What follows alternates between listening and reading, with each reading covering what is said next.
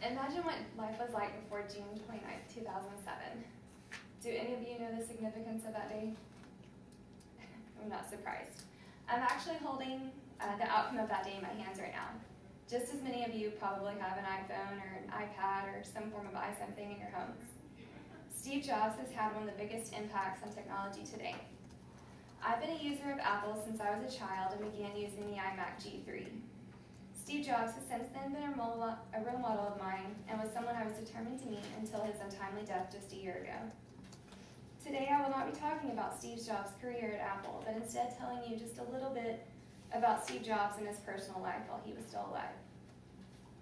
Steve Jobs was a very wealthy man by the time he was 25 years old, and regardless of wealth, he remained true to his middle-class upbringings.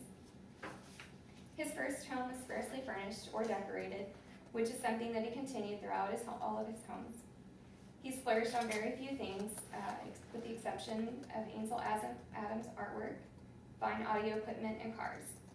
He even drove the same Mercedes SL 55 AMG during the later part of his life and upgrading it every 6 months. According to the website All About Steve Jobs, he wore the same black turtleneck and jeans every day because he didn't feel like wasting time choosing what to wear every day. He was a vegan who occasionally ate fish and sushi and fully believed in periods of fasting. His wife kept a vegetable and herb garden in their backyard that they used for their daily meals.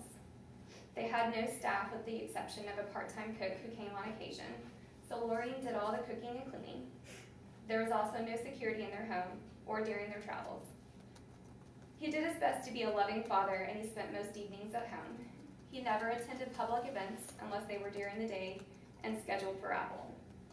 He had a distant relationship with his oldest daughter, Lisa, from a previous relationship, as well as with his 2 daughters with his wife, Erin and Eve. Lorraine is quoted in Isaac's 2011 biography on Jobs as saying, "He focuses on his work, and at times he has not been there for the girls." He was, however, closest to his oldest son, Reed. In the fall of 2003, Steve Jobs was diagnosed with pancreatic cancer that was fortunately operable.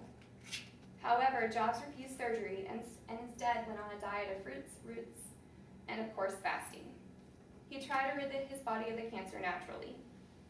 After much pleading from his family and friends, he had the tumor removed in August of 2004. In 2008, the doctors found that the cancer had spread.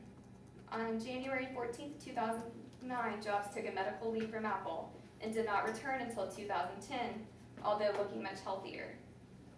However, according to the website biography.com, the cancer sadly returned and Steve Jobs succumbed to his battle with cancer at home surrounded by his family and friends on October 5, 2011. Today, I give you a very, very small glimpse into what was once the life of Steve Jobs.